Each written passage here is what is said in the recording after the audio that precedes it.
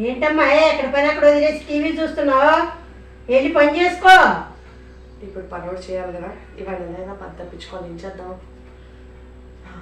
అత్తయ్య గారు ఇవాళ పని అంతా మీరే చేయండి.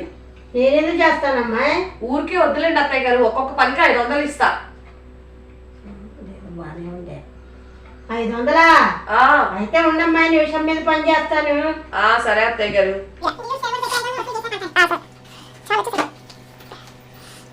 అమ్మా ఇల్లు ఉడితే తడిగొట్టు పెట్టా 500 ఇయ్యి.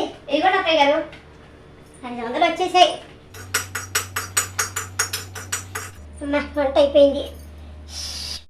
ఏంటి అత్తయ్య గారు అప్పుడే వంట అయిపోయిందా? అయిపోయిందమ్మా, నాకేం చెప్పని 5 నిమిషాలు. ఇదిగోండి మీ 500 తీసుకోండి.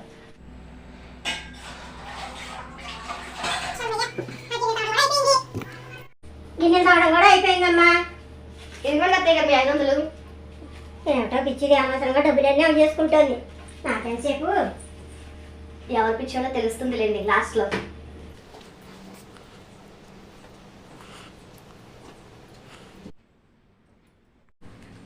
అమ్మా బట్టల పని కూడా అయిపోయిందమ్మా. సరే అత్తయ్య గారు ఇదిగోండి 500. వాళ్ళ లేచిన వేళ విశేషం బానే ఉంది. డబ్బులే డబ్బులు. 2000 వచ్చాయి. హలో లక్ష్మి, చెప్పమ్మా విజయ.